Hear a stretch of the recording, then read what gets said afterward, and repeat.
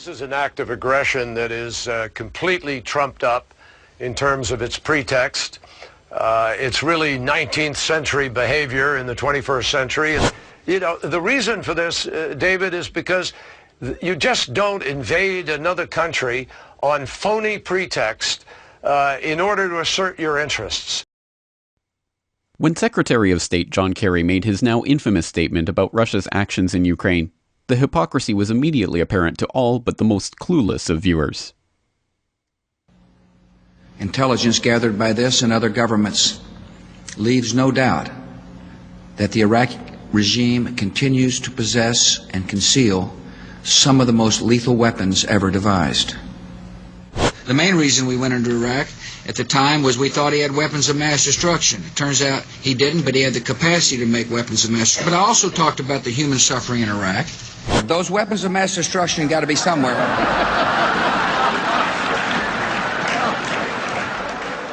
But perhaps Kerry wasn't so wrong to expect the public to let him get away with such a transparently hypocritical statement. After all, the public have always been happy to go along with every pretext for war presented to them for decade after decade. After Iraq, there was Libya, where we were asked to believe that the invasion of the oil-rich country and rush to set up a central bank by the foreign-backed opposition was nothing more than an attempt to save the country from a power-mad dictator who was arming his troops with Viagra to help them rape innocent civilians. Nick, you had a chance to speak with the chief prosecutor of the International Criminal Court, the issue being Gaddafi, the Libyans, what they're doing. What did he tell you?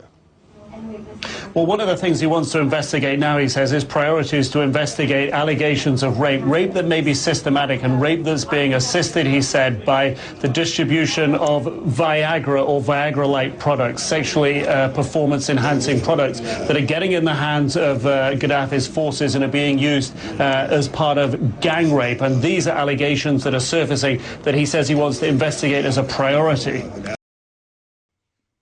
Until this pretext was overturned by a pesky reporter asking for actual evidence of these crimes. How many people have been killed, and in which town, in which site, and what kind of the crimes he has ever done in your investigations? I advise you to read the application of the prosecutor's office, many pages, I think it was 77 pages. We describe in detail the facts. Most of it is public. And the judges also decided, analyzing the evidence. So, of course, we are prosecutors and judges, so we rely on facts. So we prove the crimes. That's what we did.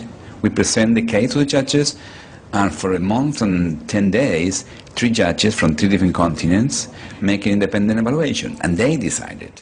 As pointed out by Luis Moreno Ocampo, the document does have 77 pages, but most of its content is not public. Pages 17 to 71 have been redacted, precisely the ones enclosing the summaries of evidence and testimonies. Before Iraq, there was Afghanistan, where we were asked to believe that the war was necessary in order to get bin Laden, until we were told that was not actually the case. So I don't know where he is. Nor do, I just don't spend that much time on him, Kelly, to be honest with you. Similarly with the invasion of Grenada. When the U.S. military made it clear that it was going to base this invasion on a partially on a threat to U.S. medical students on the island, the U.S. media jumped in as if there really was a threat. Of course, there wasn't. That's why none of the medical students were hurt. When the United States made it appear as if Grenada was a base for Cuban operatives, the media started looking for them and imagining them and passing on reports of Cubans in military capacities. And the Vietnam War. Renewed hostile actions against United States ships on the high seas in the Gulf of Tonkin have today required me to order the military forces of the United States to take action in reply. It does appear now that a lot of these torpedo attacks were from the sonar man, you see, and they get keyed up to a thing like this. Everything they hear on the sonar is a torpedo. you're pretty sure there was a torpedo attack then? Oh, no doubt about that, I think. No doubt about that. No, it was just confusion. And events afterwards showed that our judgment that we'd been attacked that day was wrong. And World War II. No matter how long it may take us to overcome this premeditated invasion, the American people in their righteous might will win through to absolute victory. On the night of December 6, 1941, intercept stations picked up heavy Japanese radio traffic from Tokyo to their embassy in Washington. The machines clattered with the intercepted purple code groups. The tapes were rushed to the code breakers on Constitution Avenue where the ciphers were decrypted. The text was then teletyped to the State Department. It ordered the Japanese ambassador to break off diplomatic relations at precisely 1 p.m. Washington time, when the sun was just rising over the Hawaiian Islands. That vital need was the information available in Washington from the intercepted dispatches, which told when and where Japan would probably strike. I did not get this information. And World War I. Now, the Lusitania was a British passenger ship on its way from New York to England, 1915. At that time, England was at war with Germany, but we had not yet joined World War I. Well, the ship went down, and the Americans were told that the Germans simply sank this ship to be ruthless. They saw an innocent passenger ship, wanted to kill a lot of women and children, and so down it went. But that's not why the Germans sank it. They sank it because the Lusitania was loaded from one end to the other with munitions, millions of rounds of ammunition and many other munitions. Everyone who survived that disaster said there were two explosions, a smaller one and then a huge one. The small one was a torpedo hitting. The large one was the munitions detonating. The ship went down in just 18 minutes after a single torpedo hit.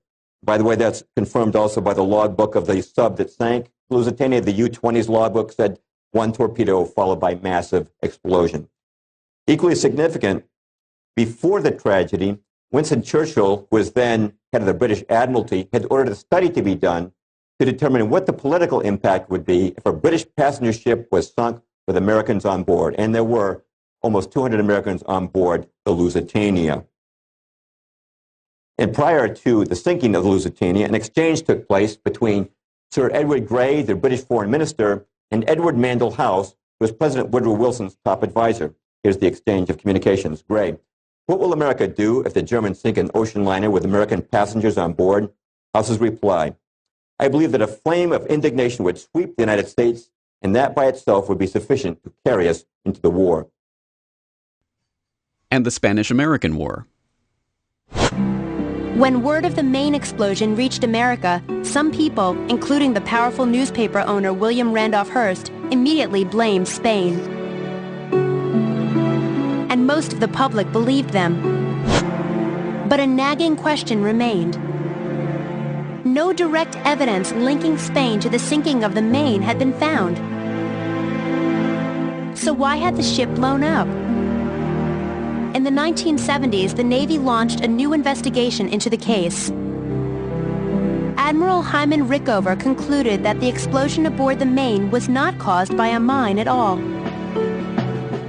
Instead, the ship sank because of a terrible accident. Using various techniques, modern researchers have confirmed Rickover's conclusion that the blast was probably indirectly caused by a spontaneous combustion fire inside the Maine's coal bunker. It would be the height of naivete to believe that the political caste of our own age were any different in their willingness to blatantly fabricate false pretexts to rally the public into war. But perhaps the public is finally catching on. Kony 2012 became a viral video sensation 2 years ago, with press-seeking celebrities endorsing the slick propaganda, seeking to justify the deployment of AFRICOM troops to Uganda in the search for Joseph Kony. But the video was quickly exposed as a sham when independent internet-based researchers discovered that the producers of the video, a group called Invisible Children, had been working with US aid and attended a US State Department-linked summit in London in 2010.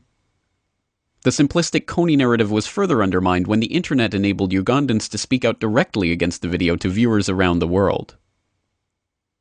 When the 2012 video came out, there was this general feeling that it oversimplified the story of Uganda and also the story of northern Uganda, but also it did not tell the current stories of people in northern Uganda and the current challenges. But also we saw that the story was grossly mistold. Similarly in Syria, the August 2013 chemical weapons attack in Ghouta was quickly seized upon as a pretext for military intervention in the country. The indiscriminate slaughter of civilians, the killing of women and children and innocent bystanders by chemical weapons is a moral obscenity.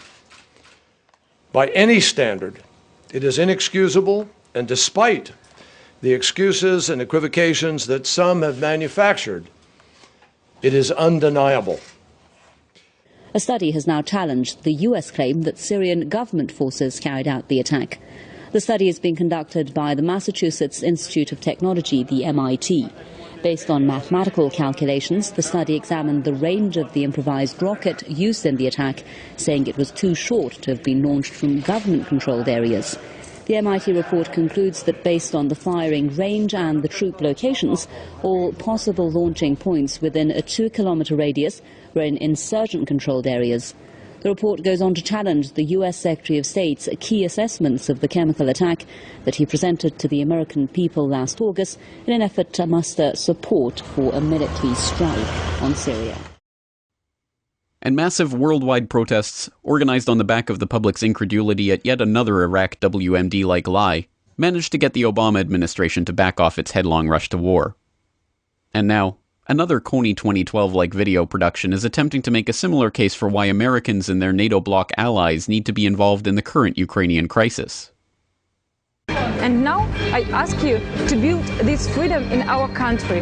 You can help us only by telling this story to your friends, only by sharing this video. Please share it. Speak to your friends, speak to your family, speak to your government, and show that you support us. And just like Coney 2012, this video, too, was exposed for its ties back to the Council on Foreign Relations and the US State Department foreign policy apparatus. The origins of the video are not quite as grassroots as is portrayed.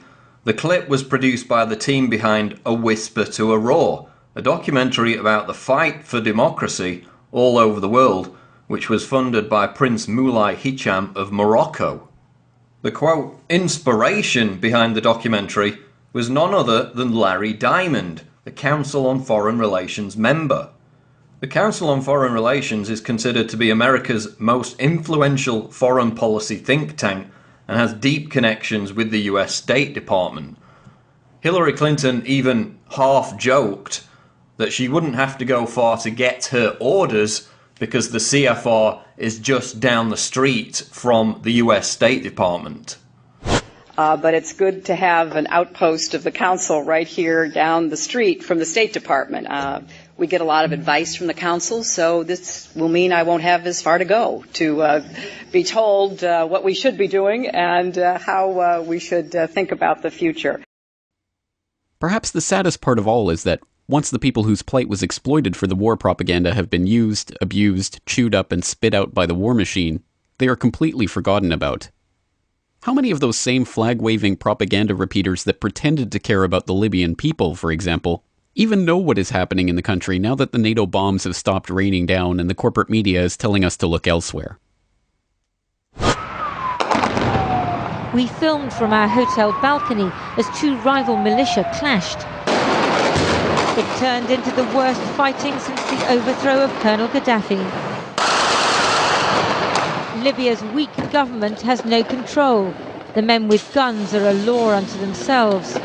The brigades who spearheaded the Libyan revolution now threaten to destroy it. The simple truth is that the people who fight and die in these bloody wars of aggression are never the ones who benefit from the slaughter. For this reason, the combined resources of the State Department, the corporate media, and countless foundation-funded NGOs are required to sell these lies to an increasingly skeptical public.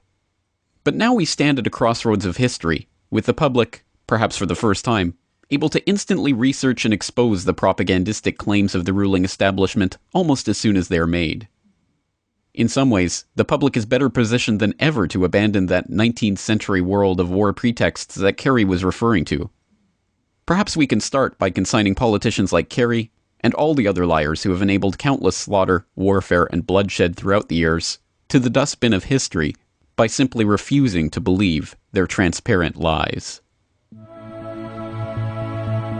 This video is brought to you by the subscribers of BoilingFrogsPost.com. For more information on this and other topics, please go to BoilingFrogsPost.com. For more information and commentary from James Corbett, please go to CorbettReport.com.